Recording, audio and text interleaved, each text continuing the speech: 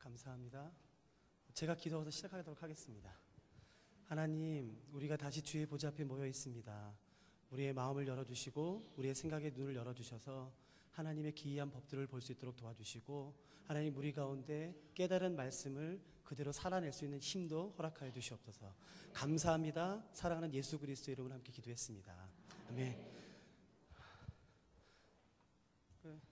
계속 앉아 계시니까 힘드시지요? 조금만 더 참으세요. 이제 이번이랑 오늘 저녁만 하면 끝이니까요. 조금만 참으세요.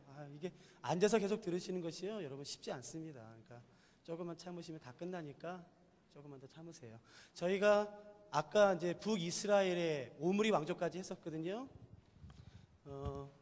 이스라엘의 첫 번째 황금기는 다윗과 솔로몬 때입니다. 이때가 제1 황금기예요.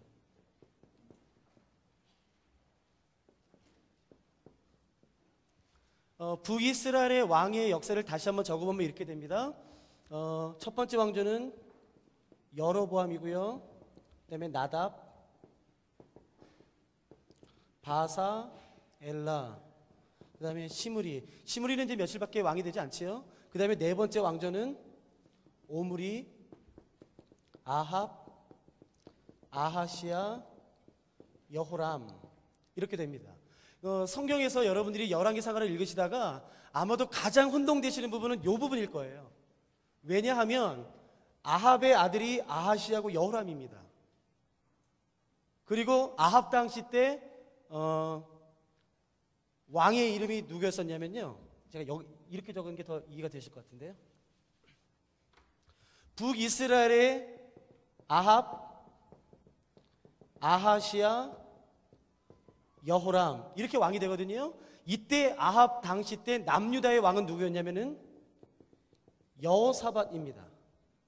여호사밧 아들의 이름이 여호람이에요. 그리고 여호람의 아들의 이름이 아하시아입니다. 그래서 여러분이 아마 열왕기상하 읽으실 때 가장 혼동되는 부분이 여길 거예요. 아하시아가 아하시아를 찾았다, 아하시아가 여롬을 찾았다, 여롬. 이게 뭐야, 이게 뭐가? 그래서 이게 자세히 안 읽으시면요, 이거 오류. 이게 정말 혼동되는 부분이 열왕기상하 중에서 여기에요. 왜 그러냐면요, 이름이 엇갈려져 있어요. 그러니까 여호람 아니면 아하시아입니다. 여러분, 공부는 유치하게 하는 게 최고입니다. 여러분 혹시 북이스라엘의 초대왕이 누굽니까? 아니실 수 있을지요? 남남 북여라고요. 그러니까 르호보암 아니면 여로보암이에요. 그러니까 북이스라엘의 초대왕은 여로보암, 남쪽의 초대왕은 르호보암이에요. 여러분, 아합과 여호사밧만 외우십시오. 아합과 여호사밧만. 그리고 아하시아 아니면 여호람이에요. 둘 중에 한 명입니다. 여러분, 자식이 부모 이름, 부모 성을 따라가는 게 맞습니까, 틀립니까? 예? 자식이 부모 성을 따라가자면 누구 성을 따라갑니까? 아하시 아닙니까? 아하시. 그러니까 아하시아죠. 공부는 유치하게 하는 것이에요. 여시 아닙니까? 여시? 그러니까 여호람이죠. 저 이거 찾는데 그래도 오래 걸렸어요. 저 옛날에 신학하기 전에 그래도 쪽집게 가 있어 생겼었다고요. 그러니까 아합의 아들이 아하시아고요. 그리고 여호람이에요. 여호사밧의 아들의 이름이 여호람이고 아하시아입니다. 그러나 기억하십시오. 여호람은 또 다른 이름이 있다고 그랬죠? 요람이라고도 불러요. 그러니까 이거는 요람입니다. 그 이스라엘의 어법 때문에 그런 것입니다. 앤드류를 앤드리는 그런 것처럼요. 그러니까 이렇게만 외워두시면 될 것 같습니다.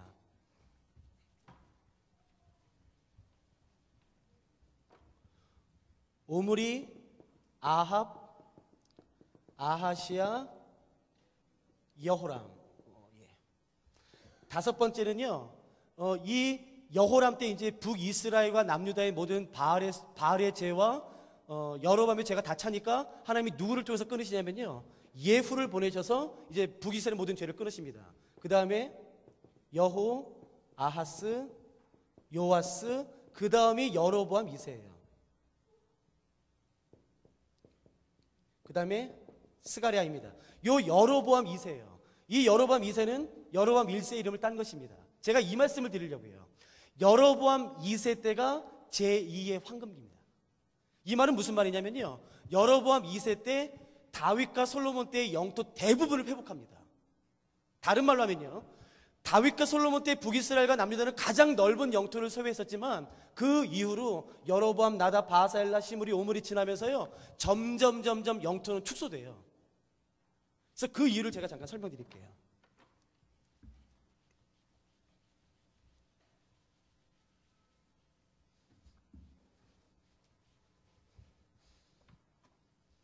여기 북이스라엘이 있고요, 여기 남유다가 있습니다.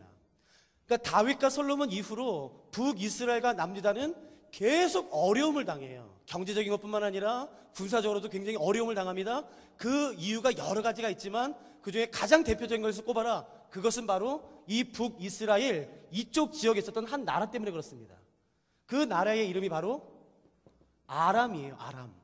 성경에는 이 아람이 아람이라고 불리기도 하고 이 아람의 수도가 다메섹이기 때문에 다메섹이라고도 불립니다. 뭐 수리아라고도 불리는 것이에요. 아시겠습니까? 혹은 세계사 용어로는 시리아라고 불리는 것이에요. 그러니까 이 나라를 부르는 용어가 좀 다양해서 좀 혼동스러워요. 이게 다 다른 나라 같지만 그렇진 않습니다. 다 같은 나라예요. 아람, 다메섹, 수리아, 시리아, 이제 다 같은 나라입니다. 이 나라가 북이스라엘을 계속 괴롭히는 것이에요. 그랬더니 이 북이스라엘이 점점 작아지는 것입니다. 이게 땅이 넓어져요.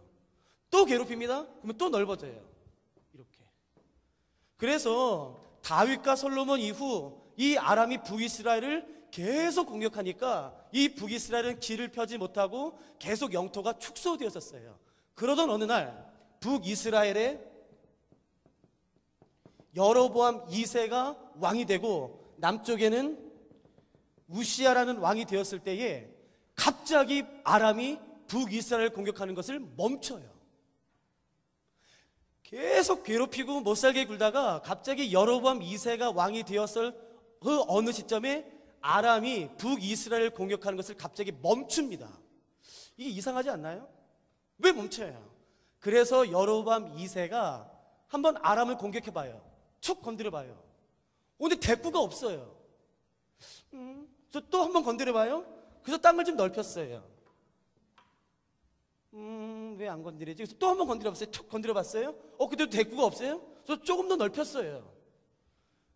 이번에도 대꾸가 없어요. 그래서 또 건드려봤어요. 그랬더니 대꾸가 없어요. 그래서 번영이 온 거예요. 정확히 말하면요. 그러니까 우리가 이유를 알아야 되는 것이겠죠. 그러면 아람이라는 나라는 그 수백 년 동안 계속 북이스라엘을 괴롭히다가 왜 하필이면 여로보암 2세 때 이때만큼은 북이스라엘을 괴롭히지 않았나? 심지어 북이스라엘이 공격하는데도 불구하고 왜 맞대응하지 않았는가라는 것이에요. 그 이유를 알면 재밌겠죠. 예, 그 이유가 있었어요. 아람이라는 그 뒤편에 아람보다 더 큰 한 나라가 일어났습니다. 아람보다 더 큰 한 나라가 일어났습니다. 그 나라의 이름이 뭐냐면은 아수르예요. 이 아수르가 계속 아람을 공격하고 동쪽을 공격하고 남쪽을 공격하는 것입니다. 여기는 사막입니다. 사람들이 살지 않으니까 여기만 빼고 동서남북으로 다 공격하는 것이에요. 이 아수르가. 근데 여러분, 이 아수르가 어느 정도의 나라냐면요, 여러분 제가 지난번 월요일 날도 잠깐 말씀을 드렸지만요, 혹시 기회가 되시면 영국에 꼭 가셔서요 대형박물관에 꼭 가셔야 돼요. 꼭 가세요. 꼭. 대형박물관 그냥 한번 쭉 눈도장 찍지 마시고요, 한 2, 3일, 많게는 한 일주일 정도 잡으셔야 돼요. 저도 몇 년 있었지만 다 못 봤거든요. 정면으로 들어가시면 로제타 스톤이 있고요, 그 검은 돌이요, 그 로제타 스톤을 옆으로 하면요 그 지하로 내려가는 곳이 있습니다. 그 지하로 내려가시면 아수르관이 있는데요, 그 아수르관을 다 합치면 저희 본당의 한 3, 4배 크기 됩니다. 그런데 이 아수르관에는요, 이 전면이 다 부조로 되어 있어요. 그건 무슨 말이냐면요, 아수르 사람들의 가장 중요한 특징은 역사 기록 남기는 것을 좋아하던 민족이에요. 그래서 왕은 어디 전쟁에 나갈 때마다 화가를 데리고 나갑니다. 그래서 산 높은 정상에서 왕 옆에 화가를 두고 화가로 하여금 전쟁에서 이루어지는 것, 그 모든 것을 점토판으로 만들게 했어요. 부조로요. 한쪽 면만 보이게 되는. 그래서 그 전쟁 실황을 그대로 떠가지고 와서 아수르 그 왕궁벽에다 붙여놨었는데, 그 영국 사람들이 그것을 다 떼어가지고 와서 대형박물관에 다 붙여놓은 것이에요. 그러니까 그 아수르 사람들이 어떻게 전쟁했는지, 포로를 어떻게 잡아갔는지가요, 아주 생생하게 그림 잡혀 있습니다. 제가 깜짝 놀란 게 뭔지 아세요? 이렇게 잡아갑니다. 아수르는 먼저 전쟁하기 전에 화친을 요청해요. 싸우지 말자, 너 항복해라. 항복을 안 하지 않습니까? 그러면 그 전쟁에서 질 경우 포로를 사로잡으면 산채로 껍질을 벗깁니다. 산채로요. 여러분, 그게 부조로 다 나와 있어요. 산채로 kop질을 벗길 뿐만 아니라 심지어는 어떻게 하는지 아십니까? 사람을, 포로로 잡은 남자들을 거꾸로 매답니다. 그래서 끌고 가요. 어디까지 가는지 아세요? 늪으로 갑니다. 늪. 그래서 늪으로 가서요, 늪이 이렇게 있으면은 사람의 머리를 거꾸로 답니다. 이렇게 매달아서요. 여기 누가 살고 있는지 아십니까? 악어가 살고 있는 곳이에요. 그래서 악어가 와서 머리만 싹 몰아가게 합니다. 그게 부조로 다 있어요. 여러분, 심지어는요, 산채로 껍질을 벗길 뿐만 아니라 산채로 죽창을 찌릅니다. 그 모습이 다 기록되어 있어요. 얼마나 잔인한 민족인지 모릅니다. 이 아수르가요. 여러분, 그 옆방에 가시면 이 아수르 왕이 왕으로 즉위할 때에 즉위식하는 장면이 있는데 가관입니다. 즉위식을 어떻게 하는지 아세요? 왕이 말을 타고 나옵니다. 손에는 칼이나 창 둘 중에 하나를 가집니다. 그리고 즉위식 하기 전에 누구랑 먼저 싸워야 되는지 아세요? 굶주린 맹수 사자와 싸워 이겨야지만 즉위식을 합니다. 칼이나 창 하나만 가질 수 있어요. 그 굶주린 사자를요, 그 칼이나 창으로 단번에 죽여야지만 돼요. 못 죽이면요, 저런 왕은 우리 왕이 될 필요가 없는 것이에요. 그 정도의 생각이 가지고 있는 사람이에요. 굉장히 호전적일 뿐만 아니라 정말 잔인합니다. 여러분, 그게요, 제가 지금 드리는 말씀이요, 다 그냥 지금 대형박물관에 부조로 다 있어요. 저도 다 찍어왔거든요. 그러니까 보세요. 그 아수르입니다. 한 번 전쟁에서 지면 끝인 민족이에요. 근데 그 아수르가 아람을 공격하는 것이에요. 그러니까 아람은 지금 어떤 상황이었었냐면요, 아수르랑 싸우고 있는데 갑자기 누가 뒤를 쳤다고요. 봤더니 이거 북이스라엘이에요. 너 때리지 마. 그래서 아수르랑 막 딱 싸우는데 누가 또 쳤다고요. 여러분 보세요. 아람 입장에서 보면요, 북이스라엘은요, 얘네들은 맨날 기도밖에 모르는 거라고요.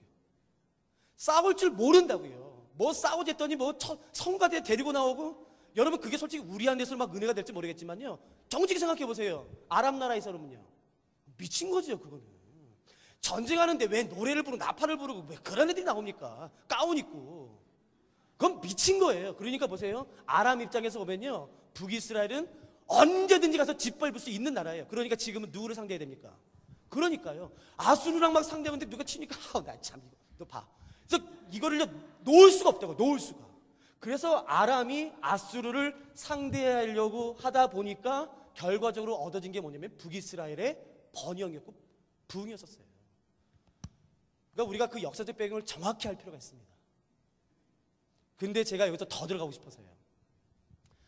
이 아수르가 얼마나 잔인한 민족이었냐면요, 사람을 산채로 껍질을 잡아 벗깁니다. 정말 잔인하고 짓밟아 버리는 나라예요. 그런데 이 당시 아수르가 모든 동서남북을 건드립니다. 특히 아람을 공격했던 가장 중요한 이유는 여기가 지중해인데요, 이 바로 밑이 세계에서 가장 보물 창고인 이집트입니다. 그 이집트로 가려고 하는 것이에요.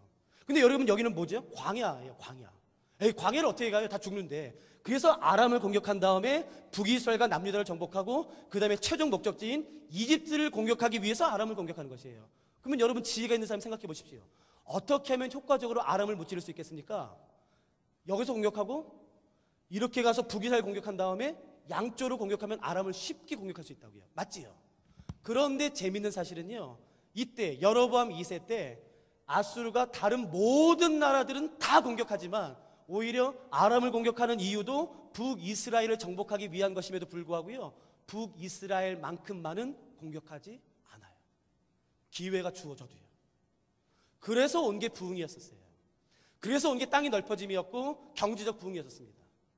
아수르가 다른 나라는 다 공격해도 기회가 있음에도 불구하고 북이스라엘만큼은 건드리지 않아요. 제가 그 이유를 설명해 드릴 테니까 한번 잘 들어보세요. 하나님이요, 이 여로보암 2세 때 북이스라엘 한 곳에 나타나세요. 그래서 한 사람에게 이렇게 말씀하세요. 야야, 내가 너 어디 보낼 테니까 너 거기 가서 내 말씀 좀 전해. 싫어요. 가. 싫어. 가. 싫어. 이거 하나님이랑 줄다리기예요. 그러다가 이 사람이요, 싫어. 그래서 하나님이 말씀하신 곳 정반대로 가요. 그래서 이 욥바의 항구에 가서요, 하나님이 말씀하신 것과 정반대로 가요. 여러분, 근데 하나님 한 고집 하십니다. 그분이 황소고집이시라고요. 그 하나님이요. 그 하나님이요, 그 고집을 안 꺾으세요. 그래서 그 사람이 타고 가는 배를요, 쫓아가가지고요, 배를 이렇게 한번 이렇게 했더니요, 그 사람이 바다에 쏙 떨어져요. 그래서 하나님이 준비하셨던 큰 물고기로 먹어가지고, 이게 와가지고 하나님이 결국 보내시려고 하는 곳에 그래서 뱉어내요. 그 사람이 누구죠? 요나라고요. 여러분, 요나가 여로보암 2세 때 선지자예요. 그래서 하나님이 여로보암 2세 때 요나를 어디로 보내셨는지 기억나시겠어요? 니느웨는 어디였나요? 이 당시 아수르의 수도는 아수르였고요. 그 이후에 니느웨는 수도가 돼요. 그러나 니느웨란, 이 당시 니느웨는 왕이 머물던 곳인 건 맞습니다. 수도는 아니었었어요. 그러니까 그게 좀 약간 오해가 있지만, 수도는 아니지만 왕궁이 있었던 아주 귀한 곳, 별장 있는 곳 중에 하나가 니느웨였었어요. 하나님이 요나에게 니느웨, 아수르의 수도라고 말해도 괜찮을 정도의 그 중요한 수도로 보내십니다. 여러분, 근데 아수르의 요나는 가기 싫었었어요. 요나가요, 니느웨 갑니다. 여러분, 막 물고기에서 토해서 나왔는데 얼마나 더러웠겠어요. 막 머리도 막 떡이 지고, 얼굴도 꼬재재하고, 막 옷도 냄새나고, 막 완전 누더기로 갑자기 그 사람이 언덕에 뚝 서서 말씀을 전합니다. 여러분, 회개하지 않으시면 여러분 다 하나님에게 진노 받습니다. 근데 놀라운 일이 일어나요. 아수르의 왕이, 그 당시 아수르 왕이 아술단 3세입니다. 그 아술단 3세 아수르의 왕이 그 요나의 말을 듣나요? 안 듣나요? 들어요. 여러분, 근데 그게 얼마나 웃긴지 아세요? 그때 요나가 아수르에서 말씀을 전했을 때가 주전 대략, 이 시자가 라틴말로 대략이라는 뜻이거든요. 대략 760년 경이에요. 그러니까 정확히 날짜는 알 수는 없지만 760년 경이에요. 여러분, 이 일이 일어나기, 요나가 니느웨에 가기 한 3년 전쯤, 763년 6월 15일 날, 제가 가지고 있는 정확한 역사적 기록에 의하면 이 아수르에 한 가지 자연 현상이 일어납니다. 그거는 계기일식이에요. 정확히 물어내요. 763년 6월 15일이라는 날짜까지 명시되어 있어요. 여러분, 과거에는 일식이 일어나는 것은 좋은 징조였나요? 나쁜 징조였나요? 나쁜 징조였다고요. 오늘날은 우리가 그 이유를 알지만 옛날에는 그런 현상을 이해할 방법이 없는데, 어이구, 태양이 먹고 달이 먹어요? 그거는 나쁜 징조였다고요. 근데 공교롭게도요, 763년 6월 15일 날 그 계기일식이 있자마자 너무나 우연하게도요, 너무나 참 재미있게도요, 아수르 문헌에 의하면 아수르 전체에 전염병이 돕니다. 그래서 사람들이 죽어가요. 아무리 아수르의 신에게 기도해도 그 전염병이 끊어지지 않습니다. 여러분, 그 전염병이 2, 3년 지속되어서요, 굉장히 많은 군인들과 사람들이 이미 죽어가고 있는 상태에서 하나님이 누구를 보내신 거냐면은 요나를 보내신 거예요. 그 당시 요나가 니느웨에 갔을 때는 자기들도 스스로 생각하기에, 이거 지금 신이 노했나? 이거 우리 뭐가 죄졌나? 이거 지금 신이 노했나? 신이 노했나? 그렇게 지금 두려워하고 있는 바로 그때에 하나님이 요나를 니느웨에 보내신 거라고요. 그러니까 그때는 요나가 아니라 다른 어떤 누가 가서 전해도 말을 들을 상황이었다고요. 이해되세요? 근데 그때 갑자기 한 누더기 입은 한 선지자가 나타나서 이렇게 말하는 것이에요. 여러분이 회개하지 않으시면 하나님이 진노하십니다. 더군다나 지금 진노 가운데 있어요. 다 회개하십시오. 여러분, 요나서에 의하면 요나의 말을 듣고 니느웨의 왕, 아수르의 왕, 정확히 역사책에 의하면 아술단 3세입니다. 그 왕이 회개했나요? 안 했나요? 했어요? 심지어 누구까지 금식시켰나요? 가축까지도 금식시켜요. 가축부터 왕까지 다 금식합니다. 근데 여러분, 너무나 재밌는 게 뭔지 아세요? 그 아수르 역사책에 의하면 759년 요나가 다녀간 바로 그 다음 해에 갑자기 전염병이 끊어집니다. 우연이지요? 네? 우연이지요? 모르겠지만요, 아무튼 요나가 다녀간 바로 그 다음 해에 전염병이 끊어져요.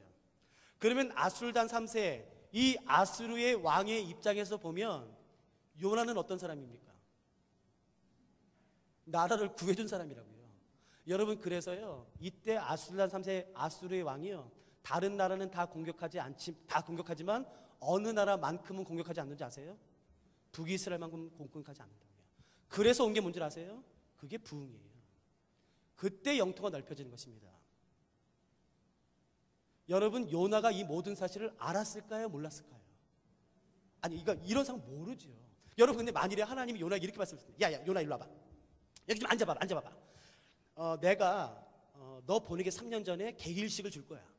그걸 계기일식을 보면 사람들이 두려워 떨겠지. 그 다음에 내가 그 다음에 전염병을 보낼게. 그래서 내가 사람들 마음을 두렵게 해가지고 내가 다 듣게 해놓을 테니까 넌 그때 가서 말씀을 전해. 알았지? 오케이. 자, 콜. 그렇게 다 됐으면 요나가 갈 수 있을까요? 없을까요? 당연히 있겠죠. 근데 하나님이요, 그거 다 숨기세요. 이렇게 말씀하세요. 요나야, 니느웨 가라는 말씀을 하세요. 여러분, 하나님이 역사를 어떻게 움직여지는지 보이세요? 제가 이 질문 한번 해드리고 싶어요. 여러분, 지금 혹시 경제적으로 장사 잘 되시는 분 계세요? 여러분, 혹시 일 잘 되시는 분 계세요? 내가 잘해서 된 것처럼 느낄 수 있어요. 여러분, 기억하십시오. 그 뒤에는 하나님의 보이지 않는 손길이 작용하고 있는 거예요. 그거를 깨닫는 게 성경은 지혜라고 말하는 것입니다. 어저께 지혜 기억나세요? 여러분, 지혜는 내 능력이 아니라고요.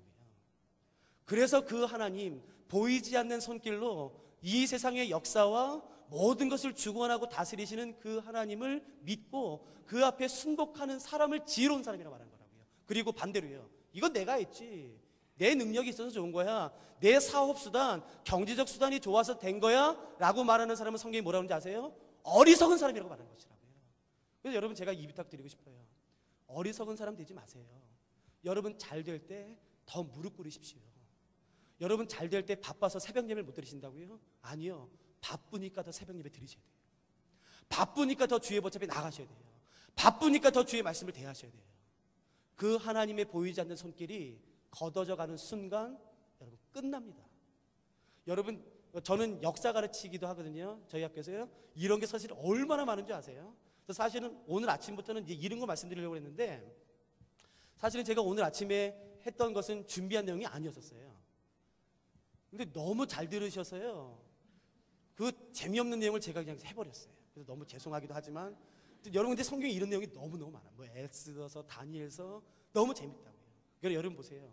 하나님의 보이지 않는 손길이 있습니다. 근데 그 보이지 않는 손길을 마치 보는 것처럼 사는 사람이 있어요. 우리는 그 사람들을 일컬어 믿음의 사람들이라고 말하는 것입니다. 제가 제 얘기 하나 해드릴까요? 제가 실제로 경험했던, 몇 년 전에 뉴욕에서 전화가 왔어요. 굉장히 자그마한 한 한인교회예요. 근데 제 동영상을 보셨나 봐요, 담임 목사님이요. 그래서 저한테 전화가 왔어요. 굉장히 작은 교회, 20명 정도밖에 안 보이는. 간사님은 저기 작은 교회 안 가시죠? 제가 작은 교회 왜 안 가요? 저 작은 교회 많이 갑니다. 그래서 말씀드렸더니, 그러면 저희도 안 오시죠? 그러니까 제발 그렇게 좀 말씀하지 않으셨으면 좋겠어요, 목사님들이. 근데 그러면 어떻게 안 간다고 그래요? 가지요. 저 작은 교회 당연히 갑니다. 어디도 가서 어디도 다 갔었어요. 그러면 저희 교회도 오시겠네요? 네, 저도 모르게 말해버렸어요. 네. 그러면 저희 교회 언제쯤 와주세요. 그래서 예, 그리고 약속을 해봤어요. 근데 한 2, 3주 뒤에 다시 전화가 왔어요. 간사님, 그런데 오시긴 오시는데 저희가 20명밖에 되지 않아서 비행기 값을, 비행기값 안 줘도 됩니다. 저희는 비행기값 안 줘도 되니까요. 걱정하지 마십시오. 아니요, 안 드리는 건 아닌데요. 그냥 저희가 조금밖에 못 드려서요. 괜찮습니다. 걱정하지 마세요. 전화 끊었어요. 이제 여러분, 일주일 뒤에 다시 전화가 왔어요. 간사님, 저희는 교회가 너무 작아서 20명밖에 안 돼서 비행기값 좀 넉넉히 못 드려서요. 그래서 예, 그럼 어떻게 할까요? 가능한 한 최대한 싼 거 끊어주시겠어요? 알겠습니다. 여러분, 제가 1년에 비행기를요 거의 140번 타요. 그러니까 저 비행기 많이 탄다고요. 그러니까 제가 웬만한 거 다 한다고요. 그래서 걱정하지 마십시오. 제가 싼 비행기 제가 끊어서 가겠습니다. 여러분, 그래서 제가 어떻게 끊었는지 아세요? 한국 인천에서요 뉴욕까지 제가 얼마에 갔는지 아세요? 56만 원에 갔습니다. 저보다 싸게 가실 수 있으면 나와보라고 하세요. 어떻게 갔는지 아세요? 여러분, 한국에서 뉴욕 갈 때 대부분이 태평양을 건넙니다. 아니요, 저는 유럽으로 갔습니다. 유럽으로 가서요 거기서 비행기 2번 갈아타고요, 그 다음에 거꾸로 이렇게 갔어요. 그러니까 이렇게 가면 되지 않습니까? 근데 저는 이렇게 갔다고, 이렇게. 그러니까 버려진 비행기 티켓 값을 사서 제가 거꾸로 갔다고요. 후회 엄청 했습니다. 24시간이 넘었어요. 가는데. 막 진짜 막 땀이 나고, 이거 막 못 앉아있고, 정말 이런 표현 어른들 죄송합니다. 정말 미치겠더라고요. 이런 표현 너무 죄송한데요.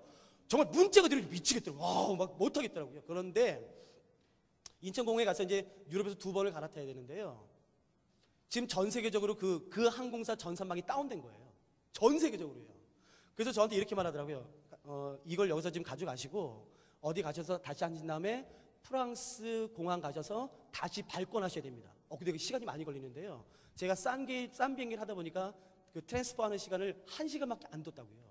근데 1시간 동안에 다시 한번 비행기를 끊고 다시 짐을 붙이고 그게 불가능하다고요. 이거 어떻게 하지? 그래서 거기 갔어요. 아무튼 갈아타고 내렸어요. 그래가지고요. 아무튼 빨리 최대한 막 정신없이 막 짐 들고 막 뛰어가지고요. 그 발권한테 딱 섰다고요. 웬걸요. 저만 그렇게 된 게 아니라 그 항공사가 다 그렇게 됐다고요. 줄이 있는데 한 50명이 섰어요. 50명. 야, 이거 한 사람이 1분 처리해도 이거 50분인데 큰일 났네 하고 있는데요. 웬걸요? 형제랑 자매 프랑스 그 사람들이요. 그 발권을 하는데요. 그 컴퓨터가 여러 개가 있음에도 불구하고 한 대 가지고 해요. 그리고 서로 이야기를 하는데 아니 이게 빨리빨리 처리해줘야 되잖아요. 그렇게 안 하고 서로 얘기하면서요. 막 속 터지게 막 한 사람을 5분씩 해요. 5분씩 서로 얘기하면서 우와 막 계속 이렇게 보고 있는데 갑자기요. 그때 막 야 이거 끊어지면은 이거 비행기 내가 다시 물어야 되는데 이거 그냥 버리는 편데 야 그럼 나 이거 돈 없는데 어떻게 하지 했는데 갑자기요. 프랑스 공항에서 뒤에서 이런 말이 들렸어요. 이지웅 형제님 여기 프랑스인데 근데 저는 그 유명한 사람이 아니라고요. 이지웅? 나인가? 제가 또 돌아봤어요. 그랬더니요 어떤 제복을 입은 여자분이요 오시면서 제 어깨를 툭 치면서요 따라오세요? 그래서 저를 따라갔어요. 그래서 제가 쭉 갔어요. 근데 사람들이 다 저를 봤다고요. 실제로. 그래서 제가 그 사람이 저를 데리고 가서요 컴퓨터를 열었어요. 앉자마자 저한테 이렇게 말했어요. 뉴욕 가시지요? 네. 이게 솔직히요 지금 영어로 됐는지 한글로 됐는지 기억이 안 날 정도예요. 뉴욕 가시지요? 네. 자 빨리 가세요. 이렇게 해서 빨리 가세요. 그래가지고 그렇게 하자마자요 그 50명이나 넘는 사람들이 다 제 뒤로 다 섰어요. 웬걸요? 그 사람이 저 끊어주고요 문 닫고 갔어요. 나중에 제가 그 공항 다시 가서 그분을 찾았거든요. 그분이 거기에 안 계세요. 우연이에요 다. 이런 거 다 우연이라고요. 다. 이런 거 놀라세요. 저는 그렇게 생각 안 해요. 저는 하나님의 손길이라고 좀 믿어요. 그러니까 여러분 그렇게 믿을 수 있냐고요. 우리 삶에는요 그런 보이지 않는 하나님의 손길이 작용했기 때문에 제가 여기까지 온 거예요. 저희가. 그러니까 우리가 정말 하나님께 감사할 필요가 있죠. 그러니까 눈에 보이는 것, 내가 아는 것만 감사하지 않고 하나님 내가 오늘 여기 태화교에 오는데도 불구하고 올 때 수많은 교통사고의 위험, 수많은 위험이 있었음에도 불구하고 안전하게 오게 해주신 거예요. 나중에 하늘나라 갔을 때 알겠죠. 야, 너 그때 기억나? 너 그때 너 세미나 들어간다고 했을 때 너 그때 교통사고 한번 크게 날 뻔했어. 내가 얼마나 이렇게 막고 있었는지 알아? 천사도 보내가지고 이렇게 막고 있었다고. 뭐 그러면 뭐 그러셨어? 뭐 그러겠죠. 그러니까 그때 다 한번 얘기해 보자고요. 깜짝 놀랄 겁니다. 어머 그때 하나님이 나를 이렇게 지켜주셨었어요? 근데 몰랐네. 모르지. 너 근데 맨날 나한테 불평만 하더라. 어머 미안해요. 뭐 그렇게 하면 되겠죠. 여러분 그 하나님이 얼마나 재밌으신 분인지 몰라요. 제가 이 말씀 분명히 드리고 싶어요. 여러분 하나님은요 살아계신 분이세요. 우리가 섬기는 하나님이 살아계시고 그 보이지 않는 손길로 그의 언약 백성인 우리들을 지키시는 분이세요. 여러분 그런 역사들을 우리가 기억할 필요가 있죠.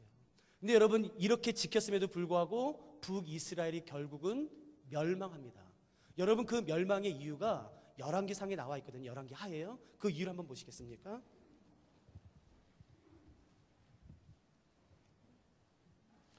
열왕기하 18장입니다.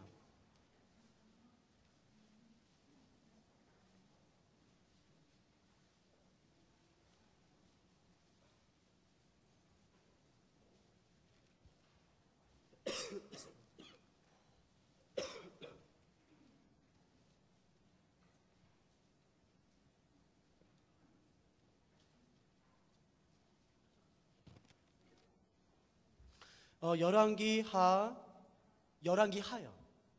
18장 12절을 보십시오. 그 멸망의 이유가 나와 있습니다. 제가 한번 읽어보겠습니다. 제가 10절부터 읽어드리는 게 더 정확할 것 같은데요. 3년 후에 그 성읍이 함락되니 곧 히스기야 왕의 제6년이요 이스라엘 왕 호세아의 제9년에 사마리아가 함락되매 아수르의 왕이 이스라엘을 사로잡아 아수르에 이르러 고산 강가에 있는 힐라와 하볼과 메대 사람의 여러 성읍에 두었으니 이유는 그들이 하나님 여호와의 말씀을 듣지 아니하고 그의 언약과 여호와의 종 모세가 명령한 모든 것을 따르지 아니함이라고 분명히 말한다고요. 그러니까 여러분 기억하십시오. 하나님의 백성은 돈이 없다고 멸망하지 않아요. 하나님의 나라는 외교력이 없다고 멸망하지 않습니다. 군사력이 없다고 멸망하지 않습니다. 죄예요. 여러분 쉽다고 생각하세요? 어렵다고 생각하세요? 쉽지는 않지만 그렇다고 어렵지도 않은 것 같은데요, 제 생각엔. 그러니까 여러분 우리가 죄로부터만 지키면 하나님의 축복을 계속해서 이어갈 수 있다는 뜻입니다. 죄와만 싸우면 그 언약을 지키면 하나님의 축복이 계속 이어간다는 말씀이에요. 그러니까 여러분 어떻게 해서든지 간에요 우리가 몸부림치면서 죄와 싸워내고 또 하나 중요한 것은 하나님의 언약인 그 말씀을 내 삶의 기준으로 삼고 사는 것입니다. 하나님이 가라라고 말씀하시면 너무 싫지요. 못 가겠지요. 심장이 떨리지요. 그래도 두 손으로 내 허벅지를 잡고서 이렇게 옮기는 것이에요. 왜요? 하나님 말씀하셨으니까. 멈춰라. 그만해라. 이거 죄다. 너무 하고 싶어도 멈추는 것입니다. 여러분 그게 축복받는 비결이에요. 주여 주여 부르는 것도 중요합니다. 저는 그걸 무시하는 사람이 아니에요. 부르십시오. 그러나 주여 주여 부른다고 축복이 임하진 않아요. 그건 미신입니다. 하나님의 약속의 말씀을 기억하십시오.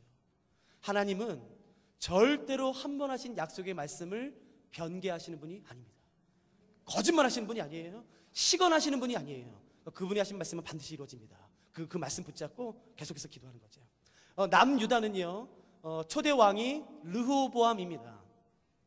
그래서 르호보암으로부터 시작돼서 르호보암, 아비얌, 아사, 여호사밧, 여호람, 아하시야, 이렇게 아달랴 그렇게 19명의 왕과 한 명의 여왕으로 흘러가지요. 8명의 왕이 하나님으로부터 칭찬받았습니다. 8명의 왕이요. 그리고 2명은 그 중에 2명은 베리굿 받았지요. 그 사람의 이름이 바로 히스기야와 요시야입니다. 그 두 사람이 도대체 뭘 했길래요? 도대체 그 두 사람이 뭘 했길래 하나님으로부터 칭찬을 받았을까요? 다른 나머지 6명의 착한 왕들도요 다 종교개혁을 일으켰습니다. 히스기야와 요시야도 종교개혁을 일으켰어요. 그런데 히스기야와 요시야는 다른 사람이 하지 않은 것까지도 했습니다. 그건 뭐냐면요 산당을 무너뜨린 것이에요. 산당. 여러분 이스라엘 백성들이 가나안 땅에 들어갔을 때에 가나안 사람들은 이미 가나안의 신을 섬기고 있었습니다. 바알과 아스다롯과 다곤과 그런 많은 우상들을 섬기고 있었어요. 산속에서요. 제단을 쌓아놓고요. 근데 그 제단이 여호와께서 말씀하신 제단과 비슷하긴 했었어요. 근데 이스라엘 백성들이 갔는데요. 보세요.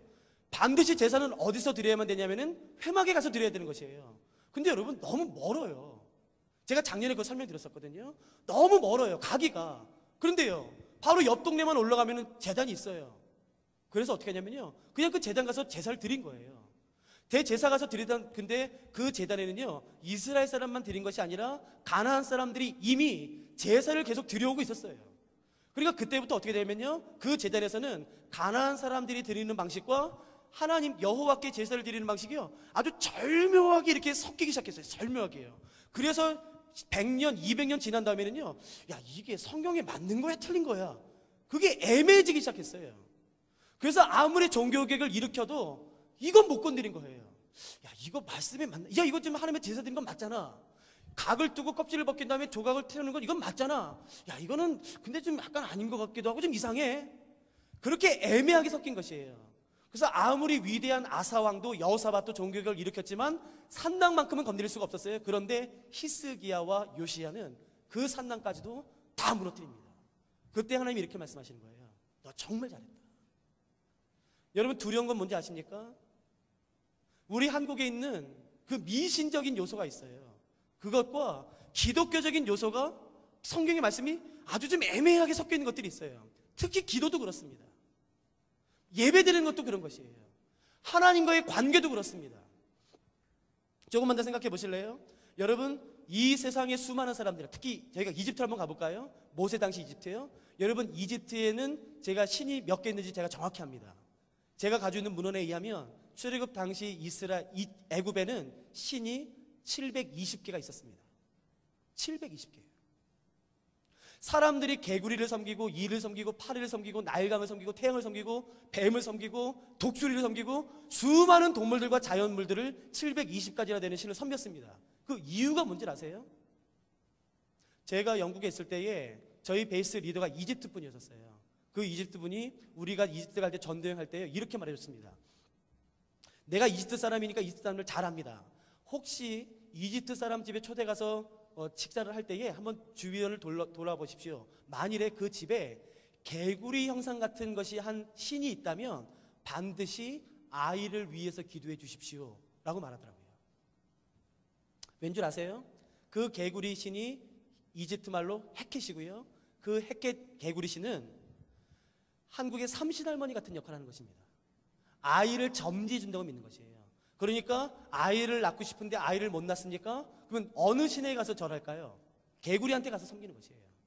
근데 내가 아이를 못 낳지만 내 남편이 지금 시험 보려고 해요. 내 자녀가 시험 보려고 해요. 또 다른 자녀가요. 그럴 때는 지혜의 신인 뱀을 섬기는 것입니다. 내 남편이 멀리 여행을 떠나요. 그래서 보호가 필요해요. 그때는 메뚜기 신을 섬기는 것입니다. 그러니까 이집트 사람들은요, 어떤 한 신을 섬긴 것이 아니라 개구리도 섬겼다가 메뚜기도 섬겼다가 태양도 섬겼다가 코브라도 섬겼다가 수많은 자칼 같은 것을 섬겼다가 수많은 신을 섬기는 것입니다. 무엇을 위해서요? 예? 자기가 원하는 것을 얻기 위해서 신을 선택하는 것이에요. 이해되시겠어요?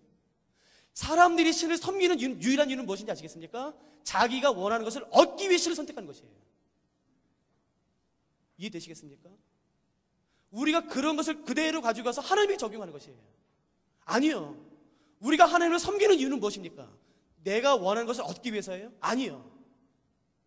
내가 원하는 것에 하나님을 굴복시키기 위해서 내가 하나님을 섬기는 것입니까? 하나님, 당신의 뜻이 무엇이든지 간에 당신 이거 반드시 이루어 주십시오. 이때까지 이걸 반드시 이뤄내십시오. 안 그러시면 혼날 줄 알아, 하나님. 나 헌금도 안 해. 나 교회 안 나올 거야. 그러니까 이때까지 이거 반드시 이루어져요. 내 자녀 떨어뜨리면 안 돼. 내 남편 이거 직접 반드시 해야 돼. 하나님, 이거 반드시 이때까지 이걸 이뤄내십시오. 라고 말해요, 기도를. 그러니까 우리도 똑같이 하나님을요, 내가 원하는 것을 얻어내기 위해 하나님을 섬깁니다. 아니요. 그건 미신입니다. 신앙은 뭔지 아시겠습니까? 내 앞에 신을 굴복시키는 것이 아니라 내가 하나님의 뜻에 굴복하는 게 기도예요. 그러니까 여러분, 기도하면 기도할수록 교만해지는 사람은 기도 못하고 있는 것입니다. 기도하면 기도할수록요, 내 안에 하나님께 굴복되지 않은 것으로 말미암아 안타까워야 돼요. 기도하면 기도할수록 내 뜻이 사라지고 오직 주 예수 그리스도의 뜻만 내 삶 가운데 드러나는 삶을 사는 것이 바른 기도입니다. 성경에서 가르치는. 기억하십시오. 미신은 신을 내 앞에 굴복시키는 것이고, 신앙은 내가 하나님 앞에 굴복하는 것이에요. 제가 어디에서 한국 교회를 진단해달라고 요청이 왔을 때 제가 두 가지를 했어요. 지금 이 시대는 사사시대다. 두 번째, 우리는 여전히 그리스도인에 불구하고 내 뜻 앞에 하나님을 굴복시키기 위해 교회에 나온다. 그것이 여러분 지금 한국교회가 빠진 가장 위험한 것 중에 하나예요. 절대 하나님을 내 앞에 굴복시키려고 하지 마십시오. 내가 주께 굴복하는 것이에요. 내가 주께 순복하는 것입니다. 그때 이 모든 것을 더하시겠다고 약속하신 것이에요. 여러분, 히스기야와 요시야는 그 누구도 건드리지 못했던, 함부로 건드리지 못했던 산당을 건드립니다. 근데 여기는 비밀이 있어요. 8명 모두, 하나님께 칭찬받은 8명 모두 종교개혁을 일으키지만 나머지 6명, 히스기야와 요시야를 제외한 나머지 6명은요, 왕은 열정으로만 가득했어요. 이 말을 꼭 들어보십시오. 열정으로만 했어요. 열정. 구호를 외치고 열심히 했습니다. 그래서 그 당시에 끝났어요. 그냥 바람처럼, 패션처럼요, 훅 하고 지나갔어요. 부흥이요. 그런데 요시야와 히스기야의 종교개혁이 많은 영향력을 미칠 수 있었던 가장 중요한 이유 중에 하나는, 요시야와 히스기야에게는요, 그 부흥과 종교개혁을 뒷받침하는, 사상을 뒷받침해주는 선지자가 2명씩 있었어요. 히스기야가 종교개혁을 일으킬 때 함께했던 선지자가 누군지 아십니까? 이사야 선지자예요.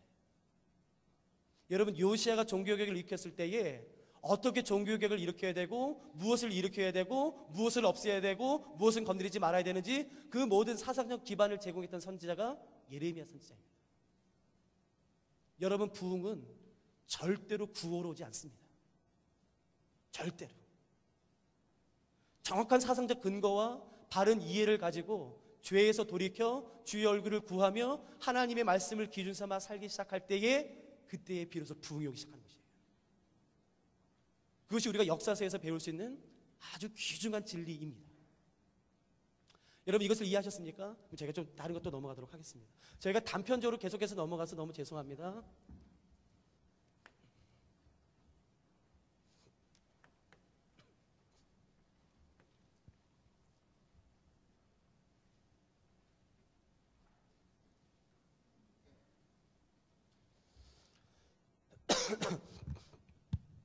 제가 지금부터 하는 것을 좀 잘 들어주세요.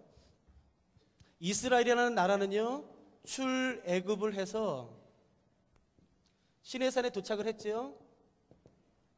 시내산에서 하나님과 언약을 맺었는데 이것을 우리는 시내산 언약이라고 말을 합니다. 여러분, 이것이 굉장히 중요한데요, 이것보다 더 중요한 게 있습니다. 그것은 뭐냐면요, 여러분, 아브라함의 이야기 가운데 가장 중요한 이야기를 뽑으면 뭐라고 말씀을 드렸죠? 아브라함이 이삭을 바친 것도 중요하고, 아브라함이 갈대아 우르와 하란을 떠난 것도 중요하지만, 아브라함의 이야기, 수많은 아브라함의 이야기 가운데 가장 중요한 이야기를 꼽으라면 창세기 15장에 하나님과 아브라함이 언약을 맺은 것입니다. 그러니까 이걸 제가 조금 더 설명드리고 이거랑 같이 제가 풀어드릴게요. 잘 들어보세요. 하나님이 아브라함에게 말씀하셨습니다. 내가 너 자녀 줄게, 땅 줄게. 아브라함이 말하죠. 그걸 내가 너 어떻게 믿습니까? 난 못 믿습니까? 내가 줄게. 못 믿어요? 그래? 그럼 너 나랑 언약 맺자. 그러니까 이런 것이에요. 제가 만일에 오늘날 목사님에게 100만 원을 꿔서 제가 100만 원을 다시 갚을 때는요, 뭐 차용 증서를 쓰겠죠. 쓰고 인감을 찍거나 도장을 찍거나 사인을 하거나 지장을 찍겠죠. 그런데 이 아브라함 당시 때는 언약, 약속, 그런 계약과 조약을 어떻게 맺냐면 이렇게 하는 것입니다. 목사님, 저한테 100만 원을 빌려주시면 제가 다음 달에 갚겠습니다 라고 할 경우, 목사님이 100만 원을 가지고 오세요. 그리고 제가 갑니다. 근데 그냥 오면 안 되고요, 제가 한 살아있는 짐승을 가지고 와야 돼요. 그리고 목사님도 살아있는 짐승을 가지고 옵니다. 그리고 목사님이 여기 서시고 제가 여기 섭니다. 그리고 제가 말하는 것이에요. 목사님, 저한테 100만 원 빌려주시면 제가 다음 달에 이자 해가지고 갚아드리겠습니다 라고 말하고, 제가 준비한 그 짐승을요, 반으로 확 쪼개요. 그래서 그 짐승을 반으로 확 쪼갭니다. 그래서 여기다 놔두는 것이에요. 그리고 이 가운데 피가 흥건합니다. 그리고 목사님이 이렇게 말씀하시는 거예요. 예, 제가 100만 원을 빌려드릴 테니까 다음 달에 이렇게 갚으세요 라고 말한 다음에 그 준비한 짐승을 반으로 꽉 쪼갭니다. 그래서 짐승을 찢은 다음에 목사님의 짐승을 여기다 깔고 그 피를 가운데다가 이렇게 뿌리는 거예요. 그리고 나서는 목사님과 제가 그 쪼개진 고기 사이를 왔다 갔다 하면은 그때 언약이 성립되는 것입니다. 왜 이런 식으로 언약을 맺을까요? 이렇게 쌀벌하게. 그러니까 무슨 의미일까요? 둘 중에 한 명이라도 이 조약과 계약과 약속을 어기면 어떻게 된다는 뜻이겠습니까? 예, 이렇게 죽는다는 뜻이에요. 이해되시겠어요? 그걸 옛날에 쌀벌했습니다. 그러니까 이런 의미 때문에 이렇게 하는 것이에요. 근데 여러분, 하나님이 이렇게 말씀하시는 거예요. 내가 너 축복해 줄게. 에이, 못 믿습니다. 에이, 너 못 믿어? 너 나랑 언약 맺자. 그래서 아브라함이 짐승을 준비해요. 기억나시죠? 창세기 15장. 그래서 아브라함이 여기 서고 하나님이 여기에 횃불 모양으로 서십니다. 횃불 모양으로. 그러고 나서 그 아브라함이 준비했던 짐승들을 다 반으로 다 쪼개요. 그리고 양옆에 놓고 이에 피를 뿌립니다. 그 다음에 이제 하나님과 아브라함이 그 쪼개진 고기 사이를 왔다 갔다 하려고 하는 그 순간에 횃불 모양으로 나타나신 하나님이 이렇게 말씀하세요. 멈춰! 너 아브라함 거기 있어. 예? 넌 거기 있어. 그리고 잘 들어보세요. 그 쪼개진 고기 사이를 누구만 왔다 갔다 하는지 아세요? 하나님만 왔다 갔다 하신다고요. 하나님만. 이것은 무슨 의미겠습니까? 무슨 말을 하지 않아도 제가 지금까지 설명드린 이것을 통해서 생각해 보세요. 하나님이 넌 가만히 있어. 넌 거기 가만히 있어. 나만 왔다 갔다 할게. 왔다 갔다 하심으로 말미암아 아브라함에게 전하고 싶은 메시지는 무엇인가요? 하나님이 일을 어떻게 하시겠다는 건가요? 반드시 이루시겠다는 거예요. 만일에 하나님이 아브라함에게 아들을 주지 못하시면요, 땅을 주지 못하시면요, 축복을 주지 못하시면은 하나님이시지만 스스로 어떻게 되시겠다고 말씀하시는 건가요? 고기처럼 쪼개져 죽겠다는 것이에요. 이거 살벌한 것이라고요. 하나님의 강한 열심과 의지가 있는 것이라고요. 너 나 못 믿냐? 됐어, 너 거기 있어. 그러면 여기서는요, 아브라함이 의문을 갖나요, 못 갖나요? 없다고요. 아브라함이 할 게 없다고요. 그냥 이것은 하나님의 일방적인 것이라고요. 하나님, 당신 이거 보십시오. 당신만 왔다 갔다 했습니다. 그냥 당신이 만약 나 축복하지 못하면, 나 자녀 주지 않으면, 나 땅 주지 않으면 기억하세요. 당신 이렇게 죽어야 돼요. 라고 말하는 것이에요. 그러니까 기억하십시오.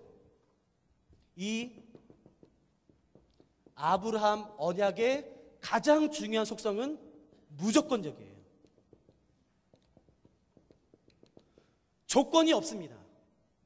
아브라함이 이 언약을 깰 수 있는 방법이 있을까요, 없을까요? 없습니다. 아브라함 입장에서 이걸 꼭 기억해 주세요, 제발요. 아브라함 입장에서는요, 이 언약을 깰 수 있는 방법이 없어요. 죄를 져도 안 돼요. 죄송합니다만. 아브라함 입장에서는 어떻게 해서든지 이 언약을 깰 수 있는 방법이 없습니다. 하나님. 그렇기 때문에 이 아브라함 언약을 잘 들어보세요. 무조건적인 언약이라고 말하는 것입니다. 그런데 이 언약을 따라 또 맺은 이 시내산 언약은 좀 약간 달라요. 출애굽기 읽어보신 분은 기억하시겠습니까? 출애굽기 보시면 이 언약의 조건문이에요. 항상 내가 너 축복해 줄게. 뭐 하면 축복해 줄게. 뭐 하면 너 내 심판할 거야? 내가 뭐 하면 축복해 줄게? 뭐 하면 내가 징벌할 거야? 뭐 하면 잘 되게 해줄게? 뭐 하면 내가 너 쫓아낼 거야? 이런 식으로 조건문이에요. 이해되시겠습니까? 그래서 이 시내산 언약은 조건적인 언약입니다. 그러니까 우리가 꼭 기억하셔야 되는 건 뭐냐면요, 이스라엘이라는 하나님의 나라는 언약 위에 세워져 있는데 이 시내산 언약 위에만 세워져 있는 것이 아니라 아브라함 언약과 시내산 언약, 이 두 언약 위에 세워져 있는 것이에요. 여기까지 따라오셨나요? 하나님의 나라는 언약 위에 세워져 있는데 한 언약이 아니라 두 언약 위에 세워져 있습니다. 아브라함 언약과 시내산 언약이에요. 그런데 그 아브라함 언약은 무조건적입니다. 그러니까 마치 이거 땅 같습니다. 땅. 여러분 생각해 보세요. 아브라함 언약은 무조건적이니까요, 이 본당 전체라고 하겠습니다. 본당 전체. 그냥 상상해 보세요. 아브라함 언약은 이 본당 전체입니다. 그러나 시내산 언약은 조건적인 언약이기 때문에요, 마치 기둥과도 같은 것이에요. 이해되시겠어요? 제가요, 이게 너무너무 중요하거든요. 그래서 어떻게 하면 이것을 좀 더 쉽게 이해하실 수 있을까 고민하다가 제가 뭘 하나 만들어 왔거든요. 그러니까 저는 미술적인 소질은 없으니까 웃지 마세요. 또 제 딴에는 이해를 돕기 위해서 만든 거니까 웃지 마세요.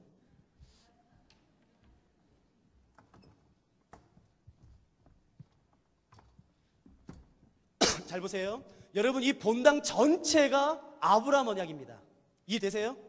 이 본당 전체가 아브라함 언약이에요. 그런데 이스라엘은 그 아브라함 언약만 있는 것이 아니라 이 아브라함이라는 무조건적인 언약 위에 조건적인 언약인 시내산 언약이 있는 것입니다. 마치 이렇게요.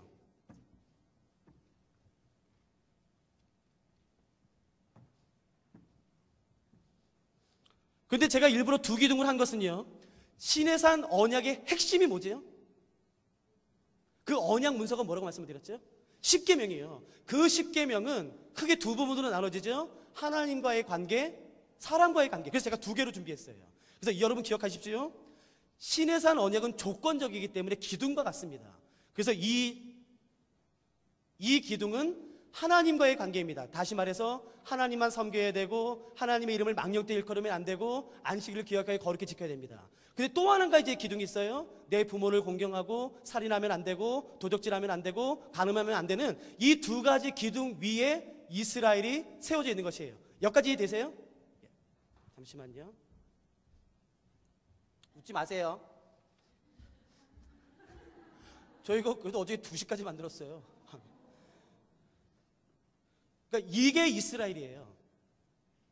이스라엘이라는 나라는요, 이 본당 아브라함 언약 위에 시내산 언약이라는 기둥 위에 세워져 있는 나라 같습니다. 이해되시겠습니까? 그래서 이스라엘 사람들은 이 위에서 사는 거예요. 근데 여러분 보세요.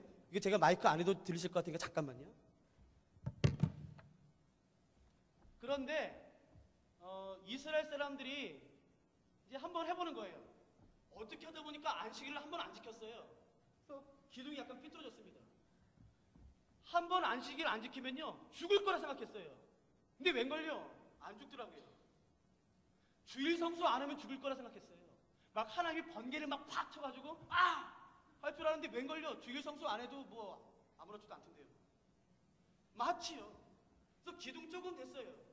죽을 줄 알았는데 아무 일 안 일어났어요. 그래서 위에서 생각합니다. 괜찮구만. 아무 일도 안 일어나네. 그래서요 한번 간음도 좀 해봤어요. 한번 간음하면요 하나님이 그 직주를 벌렸을 줄 알았어요? 웬걸요? 위에서 느낄까요? 못 느낄까요? 못 느낍니다. 그래? 그러면 하나님 이름 가지고 한번 장난쳐볼까? 하나님 이외에 한번 바알 섬겨볼까? 그래서 여러분 기둥을 또 한번 옮겨봤어요. 아무 변화가 없어요. 그래? 그러면 남의 것 좀 탐하고 살인 좀 해봐? 했어요. 위에서 느낄까요? 못 느낄까요? 못 느낍니다. 근데 여러분 잘 보세요. 이스라엘의 모든 백성들은 다 여기 위에서 살고요. 멀리 떨어져서요. 이 모습을 보는 사람이 있다고요. 그 사람을 일컬어 누구라 말하는 거냐면은 선지자라고 말하는 것이에요. 선지자의 눈에는 무엇이 보이는지 아시겠습니까? 이 기둥의 위태함이 보이는 것이에요. 이스라엘 백성 눈에는요 안 보입니다. 여기 위에서 아무리 뛰어도요 그 이전과 똑같아. 에이 뭘 괜찮구만. 야 괜찮네 괜찮아. 그건 뭐 주일 성수 안 하고 간음도 좀 적당히 하고 뭐 살인도 하고 뭐 짓밟고 그래도 괜찮구만. 근데 여러분 선지자들이 와서 계속 말하는 거예요. 아니야 지금 위태해. 이스라엘 사람들이 깨닫지 못하는 거예요. 웃긴 소리 하고 있어. 너 먹고 살려고 그 짓 하는 거지? 먹고 살려고 웃기고 있어. 내가 11조 될 테니까 그런 말 하지 마. 아니요. 정말 선지자는 어떤 사람이냐면요 멀리 떨어져서 이 모든 광경을 보는 사람이 선지자예요. 그러니까 안타까울 수밖에 없다고요. 사람들이 인정하든 인정하지 않든 그게 상관이 없는 것이라고요. 이게 보이는데 어떻게 잠재미 있습니까?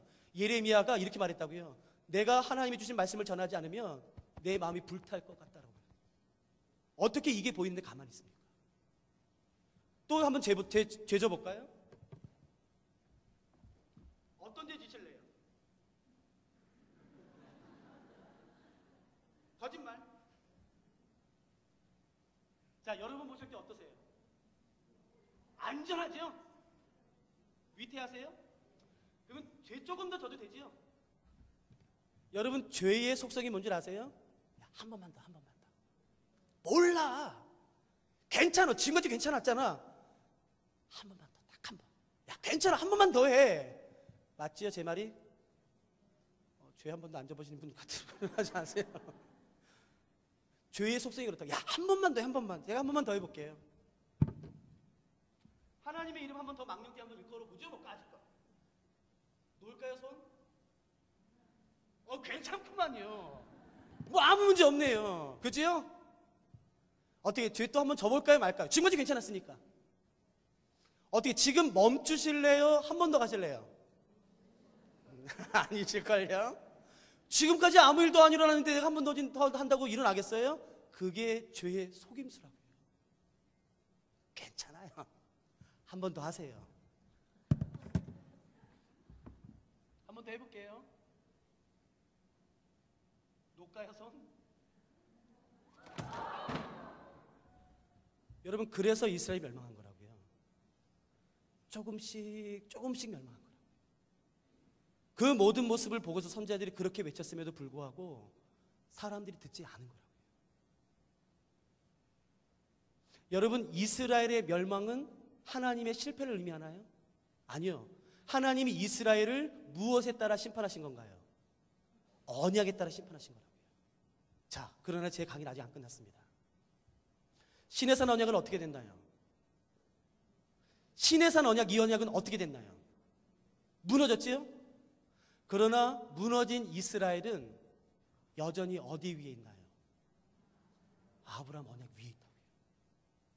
이해되시겠어요? 그러니까 하나님이 이스라엘 다시 회복할 수 있는 근거가 있는 거죠. 우리가 엎드러지나 아주 멸망하지 않는다고요. 근데 여러분 기억하십시오. 아무리 하나님의 백성이라 할지라도 죄에 치면 심판받습니다. 그러나 하나님이 절대로 한 번에 다 멸망시키진 않으세요. 기회를 주십니다. 돌이킬 수 있는 기회를 주세요. 그러나 그 때가 되면 아모리 족속의 죄악이 아브라함 때 아직 차지 않았지만, 그게 찼다는 의미가 무엇인지 모르겠지만 그것이 가득 찼을 때 하나님 스스로 그래 이제 때가 됐다 싶을 때는요, 이런 일이 일어납니다. 여러분, 우리의 삶도 똑같습니다. 우리의 삶도 하나님의 언약 위에 세워져 있는 삶입니다. 우리가 아무리 그리스도인이라 할지라도, 우리가 아무리 하나님의 은혜와 사랑을 받는 백성이라 할지라도 간음하면 벌 받습니다. 거짓말하면 죄 받아요. 하나님이 용서하시고 참으시고 돌이킬 수 있는 기회를 주시지만 그 때가 지나면 끝이죠. 자, 보십시오. 내 삶에 예루살렘 성 같은 멸망이 일어났나요? 안 일어났나요? 아직 안 일어나셨죠? 정말이요? 아직 일어나셨어요? 아직 안 일어났죠? 그러니까 여러분, 제가 정말 중심으로 부탁드리려고요. 지금이 돌이킬 때, 지금이에요. 근데 죄의 유혹은 뭔지 아시겠습니까? 야, 한 번만 더. 야, 이거 지금까지 해도 들키지 않았잖아. 네 남편, 네 아내 몰랐잖아. 야, 한 번만 더, 딱 한 번. 야, 딱 한 번만 해서 돈 착 챙기고 딱 한 번만 더. 아니요, 그 한 번에 무너집니다. 그러니까 지금 멈추시는 거지. 지금. 여러분, 저 같은 사람은 여러분 귀에 이 말 들리도록 부름받은 사람입니다. 제가 뭐 좋은 말 못해드려서 죄송하지만 저는 이런 거 여러분의 귀에 들리도록 하나님께 부름받은 사람이에요. 그러니까 여러분, 저랑 같이 지금 죄 좀 끊으십시다. 돌이키시죠. 지금이 은혜 받을 때이고 지금이 돌이킬 때입니다. 아직 멸망하지 않았어요. 그러니까 여러분, 우리가 할 수 있을 때 이 기둥을 다시 세우는 겁니다. 그러면 여러분, 우리의 날이 장구할 것이고 영원할 것입니다. 그것을 하나님이 지금 말씀하고 싶으신 거예요. 열왕기 하나만 더 찾아보시겠습니까? 23장입니다.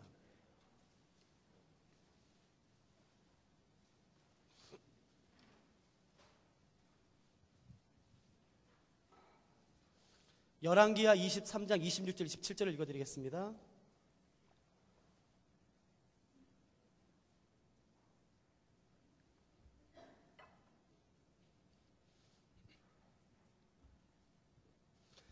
(23장) 26절 27절을 읽어드릴 테니까 여기에 담겨있는 의미를 잘 기억해 보십시오. 그러나 여호와께서 유다를 향하여 내리신 그 크게 타오르는 진노를 돌이키지 아니하셨으니 이는 므낫세가 여호와를 경노하게 한 그 모든 경노 때문이라. 여호와께서 이르시되 내가 이스라엘을 물리친 것 같이 유다도 내 앞에서 물리치며 내가 택한 이 성 예루살렘과 내 이름을 거기에 두리라 한 이 성전을 버리리라 하셨더라. 여러분, 하나님이 아무리 하나님의 도시로 일컫는 예루살렘도, 하나님의 집이라 일컫는 성전도 버리세요. 여러분, 사람들이 이해하지 못하는 것이 뭐냐면요, 이스라엘의 멸망은 하나님의 실패라고 생각하는 것이에요. 하나님이 얼마나 힘이 없으면 자기 성전이 불타는 것도 못 막냐. 야, 어떻게 하나님이 얼마나 힘이 없으면 예루살렘이 그렇게 바벨론에 짓밟히는 것도 못 막아. 하나님이 이제 힘 없구만. 너무 오래 사셨어. 약해지셨어? 라고 오해해요. 아니라고 지금 성경이 말하는 것이라고요. 누가 예루살렘을 무너뜨린지 아십니까? 하나님이 직접 하셨다고 말씀하시는 거예요. 성전을 무너뜨리신 분은 하나님이시라고 말씀하시는 거죠. 하나님은 언약에 신실하신 분이십니다. 우리가 이걸 기억하고 싶어요. 우리가 인격적으로 하나님을 섬기고 싶은 것입니다. 그러니까 여러분, 이 말씀을 꼭 기억하십시오. 죄에 물들지 않도록 자기 자신을 지키는 자, 경건하게 살려고 하는 자는 세상에서 핍박을 받을 것입니다. 말씀 기억나시죠? 그러나 여러분, 그 사람은 축복받을 것입니다. 의를 위하여 핍박을 받고 박해를 받는 자가 복이 있다면 우리가 한번 그 복 받아보죠. 그 복 받아보죠. 정말 받고 싶어요. 저요. 그렇게 하고 싶습니다. 여러분, 한 가지만 저희가 오늘 더 하고 이제 마치시죠. 단편적으로 가서 너무 죄송합니다. 이렇게 많은 걸 해드리고 싶은데 그렇게 못해서 죄송하고, 여러분 한 가지를 하고 싶은데 이건 뭐냐면요, 우리가 지금까지 너무 오해하고 있는 것이에요. 그러니까 저랑 약속 하나 해주세요. 제 말을 믿지 마세요. 그리고 지금까지 여러분이 들었던 모든 말들도 다 잊어주세요. 지금까지 여러분들이 책에서 보셨던 모든 것들도 다 잊어주세요. 제 말도 잊어주세요. 저랑 같이 말씀만 보시지요. 그래서 말씀에서 하는 것만 그걸 우리가 믿기 시작하는 것이죠. 제가 분명히 말씀드렸어요. 우리가 너무 들은 것을 믿어요. 말씀이 아닌데. 제가 이제 말씀드리면 아실 거예요. 제발 부탁이에요. 여러분이 보신 책, 여러분이 들은 거 다 잊으세요. 제 말도 믿지 마시고요. 제발 저랑 같이 말씀을 찾아보시면서 그 말씀이 말하는 진리가 무엇인지 우리가 취하고 싶은 것입니다. 자, 이제 보시죠.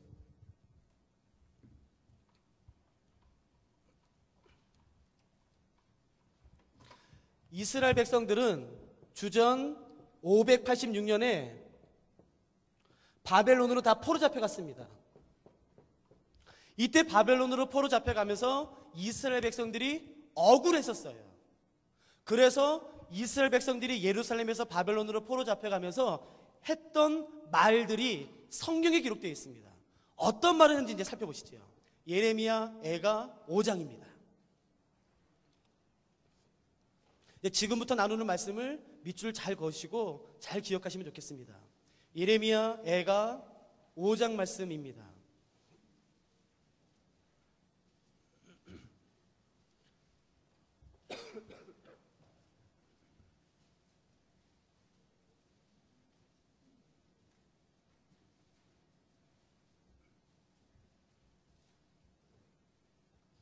예레미야 애가 5장 7절 말씀을 보십시오. 이스라엘 백성들이 바벨론으로 포로 잡혀가면서 어떤 생각과 어떤 마음으로 끌려왔는지 보세요. 5장 7절입니다. 우리 조상들은 범죄하고 없어졌으며 우리는 그들의 죄악을 담당하였나이다. 이게 무슨 말일까요?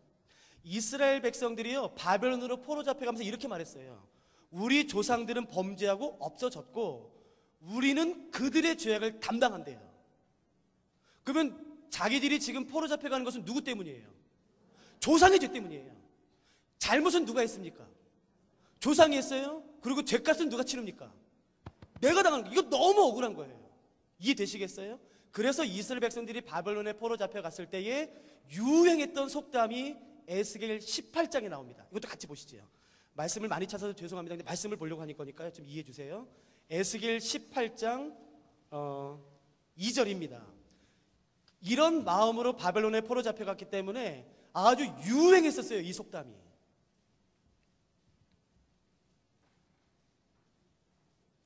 에스겔 18장 1절과 2절을 제가 읽어드릴 테니까 이 의미를 잘 보셔야 됩니다.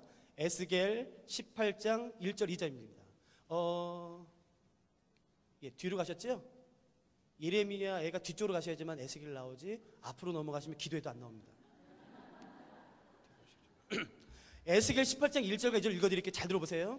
또 여호와의 말씀이 내게 임하여 이르시되 너희가 이스라엘 땅에 관한 속담에 이르기를 아버지가 신포도를 먹었으므로 그의 아들의 이가 시다고 함은 어찌 됨이냐라는 말씀이에요. 여러분, 신포도를 먹은 사람은 누굽니까? 근데 이빨이 신 사람은 누구예요? 이거 같은 의미인 거 아시겠어요? 자, 죄는 누가 법했습니까? 조상들이. 근데 그 죄값은 누가 치르는 거예요? 그래서 억울하다는 것이에요. 여러분, 우리가 이 세상에 지금도 있어요. 가문에 이르는 저주가 있다고 생각하는 것이에요. 제 말 맞지요? 내 부모님이 뭐 보살님이셨어요? 술주정뱅이고 음란한 죄를 많이 지신 분이에요? 그래서 내가 지금 이 꼴 당한다는 거예요. 내가 아무리 예수 믿어도 내 가문이 그래. 내 가문이, 우리 가문이 그런 가문이었다고. 그러니까 내가 이 정도 당하는 건 당연한 거야 라는 생각이 있어요.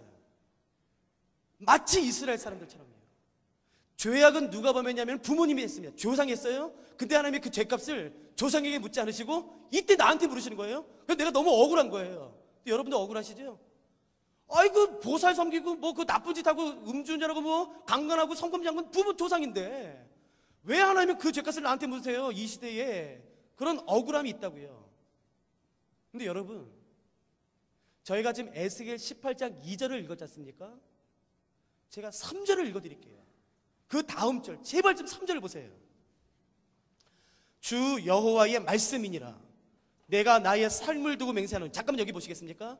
구약 성경에서 하나님이 말씀하실 때 내가 나의 삶을 두고 맹세한다는 말을 자주 하시나요? 자주 안 하시나요? 자주 안 합니다. 그러면 이 말은 무슨 말인지 아시겠어요? 반드시 이룬다는 말씀이세요. 이건 화분한다는 의미입니다. 내 삶을 두고 맹세한대요. 그러니까 그 하나님의 삶을 두고 맹세하는 말이 뭔지 좀 보세요. 주 여호와의 말씀이니라. 내가 나의 삶을 두고 맹세하노니 너희가 이스라엘 가운데서, 잘 보세요, 다시는 이 속담을 쓰지 못하게 되리라고 말씀하셨다고요. 왜요? 4절 읽어보겠습니다. 모든 영혼이 다 내게 속한지라. 아버지의 영혼이 내게 속함같이 그의 아들의 영혼도 내게 속하였나니, 잘 보세요, 범죄하는 그 영혼은 죽으리라. 죄값은 누가 치르나요? 범죄한 사람이 치르는 것입니다. 여러분, 아직도 믿기지 않으신다면요, 19절 보십시오. 20절 읽겠습니다. 20절. 사실 이 전체가 다 그 본문이에요. 20절 보십시오. 범죄하는 그 영혼은 죽을지라. 아들은 아버지의 죄악을 감당하지 아니할 것이요 아버지는 아들의 죄악을 감당하지 아니하리라. 하나님이 분명히 말씀하셨어요. 자식이 아버지의 죄악을 감당하나요? 안 하나요? 안 한다고. 하나님이 부모의 죄를 자녀에게 물으시나요? 안 물으시나요? 안 물으신다고요. 아유, 못 믿으시겠어요? 민수기 16장 보십시오.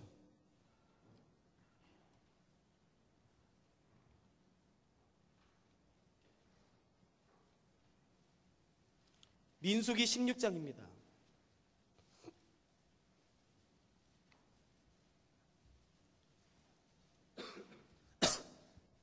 혹시 고라의 반란 기억나세요? 아론을 향해서 덤볐던 그 고라의 반란이요. 그때 어떻게 됐죠? 다 사람들이 땅이 갈라서 죽었습니다. 그 장면이에요. 민수기 16장 31절부터 읽어드릴 테니까 여러분 잘 보십시오. 민수기 16장 31절입니다. 그가 이 모든 말을 마치자마자 그들이 섰던 땅바닥이 갈라지니라. 땅이 그 입을 열어 그들과 그들의 집과 고라에게 속한 모든 사람과 그들의 재물을 삼키며 이르되 있어요. 그들과 그의 모든 재물이 산채로 스올에 빠지며 땅이 그 위에 덮이니 그들이 회중 가운데서 망하니라. 35절 보십시오. 여호와께로부터 불이 나와서 분향하는 250명을 불살랐더라. 이 본문을 보시면 마치 고라가 잘못해서 고라의 모든 자손들도 죽은 것처럼 보이거든요. 여러분, 이것은 큰 그림으로 본 것이고요, 이 장면을 현미경처럼 정확히 기록한 곳이 있는데 민수기 26장입니다. 조금만 더 넘겨주시겠습니까? 민수기 26장입니다.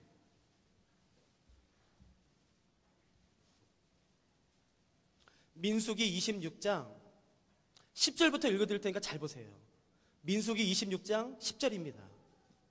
땅이 그 입을 벌려서 그 무리와 고라를 삼키매 그들이 죽었고 당시의 불이 250명을 삼켜 징표가 되게 하였으나, 여러분 11절 잘 보십시오. 고라의 아들들은 어떻게 됐죠? 죽지 않았다고요. 죽지 않았다고요. 나중에 이 고라가 누구까지 되는지 아십니까? 하나님을 예배하는 자까지 가요. 고라의 후손들이에요. 하나님이 고라의 죄를 그 아들에게 묻지 않으셨다고요. 아직도 믿지 않으세요? 예, 신명기도 보세요. 신명기 24장 하나 보시죠. 신명기 24장 16절입니다. 신명기 24장 16절. 여러분 이것도 밑줄을 거실 수 있으면 반드시 밑줄을 거십시오. 신명기 24장 16절. 제가 한번 읽어보겠습니다. 신명기 24장 16절입니다. 아버지는 그 자식들로 말미암아 죽임을 당하지 않을 것이요 자식들은 그 아버지로 말미암아 죽임을 당하지 않을 것이니 각 사람은 자기 죄로 말미암아 죽임을 당할 것이니라. 하나님이 분명히 말씀하셨어요. 근데도 여전히 우리 안에는 어떤 마음이 있냐면요, 내 조상 때문에 내가 지금 이렇게 당한다는 거지. 아니요, 하나님은 그런 분이 아니세요. 여러분 근데 제가요 몇 번이나 다른 곳에서 이걸 말씀드렸거든요. 근데 이 말씀을 믿기 싫어하시더라고요. 이상하게. 아예 아니야. 그래도 가문에 흐르는 저주는 있어. 내 아버지가 술주정뱅이였고 정말 나쁜 놈이었다고. 그리고 마을 사람들 막 여사들 강간하고 나쁜 짓 많이 했다고. 그러니까 내가 아무리 예수 믿어도 이렇게 어려움 당하는 건 맞아. 제발 부탁드리고 싶어요. 아니라고요. 누구든지 그리스도 안에 있으면 새로운 피조물이다. 이전 것은 지나갔으니 보라 새 것이 되었다고요. 부모로부터 내려온 어떤 저주도 없다고요. 여러분 기억하세요. 제가 또 읽어드릴게요. 예레미야서 보시겠습니까? 예레미야서 16장입니다. 좀 넘기셔야 되죠. 예레미야 16장입니다.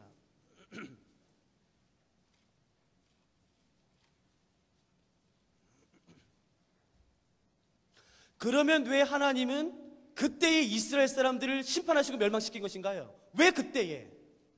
성경에 이유가 나와 있어요. 그러면 왜 조상들이 죄를 범했는데 우리가 이렇게 말했다고요. 바벨론에 끌려가는 사람들이 아니 조상들이 죄를 더 범했다고요. 왜 그때 심판하지 않으시고 우리 이때 심판하세요? 왜 그 죄값을 우리한테 물으세요? 라고 말하는 이스라엘 백성들한테 하나님이 하신 말씀이 예레미야 16장 12절입니다. 11절부터 읽어드릴게요. 아니 죄송합니다. 10절부터 읽어드릴게요. 이거부터 읽으시면 다 이해되실 것 같아요. 10절부터요. 12절은 답이기 때문에요. 16장 10절부터 읽겠습니다. 내가 이 모든 말로 백성에게 말할 때 그들이 내게 묻기를 여호와께서 우리에게 이 모든 큰 재앙을 선포하시면 어찌 됨이냐? 우리의 죄악은 무엇이며 우리가 우리 하나님 여호와께 범한 죄는 무엇이냐고는. 맞지요? 제 말이 맞지요? 이게 따졌다고요. 너는 그들에게 대답하기를 여호와께서 말씀하시되 너희 조상들이 나를 버리고 다른 신들을 따라서 그들을 섬기며 그들에게 절하고 나를 버려 내 율법을 지키지 아니하였습니다. 아이 맞네. 그러니까 조상이 잘못했으니까 내가 심판받는 거네? 아니라고요. 12절을 보시라고요. 너희가 너희 조상들보다 더욱 악을 행하였도다 라고 돼 있다. 이해되시겠습니까? 왜 하나님은 조상들의 죄를 범했을 때 그때 심판하지 않으시고 이때 이스라엘 멸망하도록 하셨나요? 예, 그때 사람이 더 많은 죄를 범했어요. 그러니까 그때 이스라엘 백성들이 바벨론에 포로 잡혀가고 예루살렘 성이 무너지고 성전이 무너진 이유는 조상들의 죄 때문이 아니라 그 당시 사람들의 죄 때문이라고 성경이 말하는 것이에요. 여러분 제발 이 말씀을 좀 믿어주지 않으시겠어요? 제가 한 말씀만 더 읽을게요. 그러면 예레미야 31장이에요. 예레미야 31장 29절 30절이에요.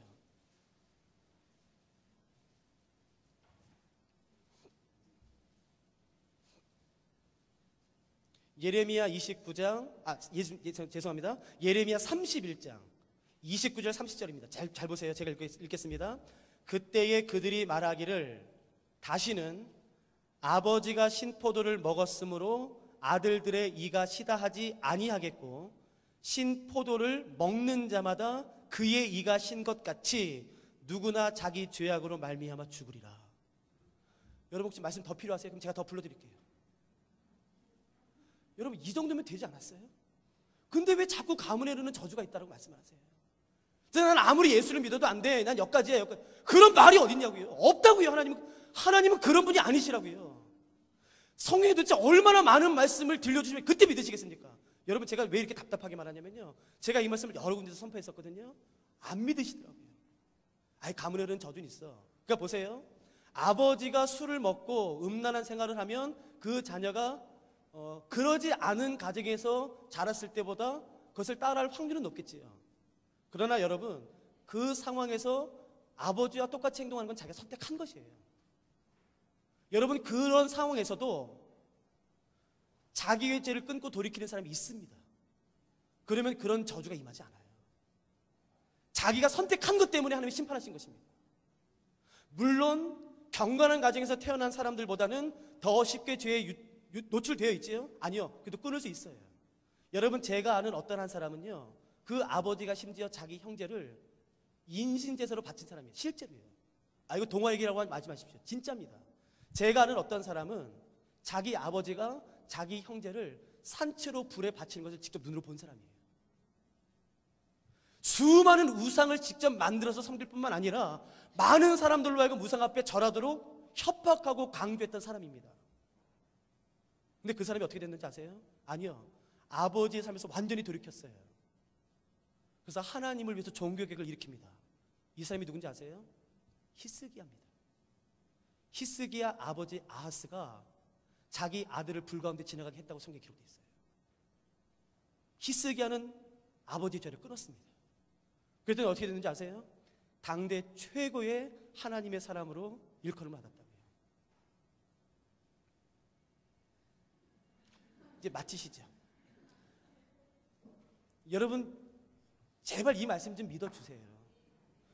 하나님은 아버지의 죄악으로 자녀를 심판하지 않으십니다. 그러니까 여러분 주변에 그렇게 고민하고 혹시 두려워하는 사람이 있으면요, 이 말씀으로 자유롭게 해주십시오. 진리를 알지니 진리가 우리를 자유케 하는 것입니다. 제가 기도하고서 마치겠습니다. 하나님, 우리 안에 이미 주신 수많은 자유들과 놀라운 영광들과 축복들로 인해서 감사합니다. 우리가 그 모든 것들이 이미 주어졌음에도 불구하고 우리가 하나님과 언약 맺음으로 우리가 하나님에 대해서 의무도 생기지만 내가 하나님에 대해서 권리를 갖는 것도 우리가 알았습니다. 이제 우리가 그 권리를 사용할 수 있도록 도와주시옵소서. 언약에 신실하신 하나님을 알았다면 그 언약에 따라 생활할 수 있도록 도와주시고 언약에 따라 기도할 수 있도록 그 언약에 충실한 삶을 살 수 있도록 하나님, 우리가 합당한 하나님의 백성이 될 수 있도록 하나님 도와주시옵소서. 하나님, 귀한 하나님의 사람들을 축복해 주시기를 간구합니다. 하나님, 적지 않은 시간 동안 오랜 시간 앉아서 주의 말씀을 들으신 귀한 하나님의 백성들입니다. 강건할 수 있도록 도와주시고 무엇보다도 영육간의 강건함을 허락해 주셔서 하나님의 마음을 헤아리는 그런 성도님들 될 수 있도록 축복해 주시옵소서. 감사합니다. 사랑하는 예수 그리스도의 이름으로 함께 기도드렸습니다. 아멘. 감사합니다.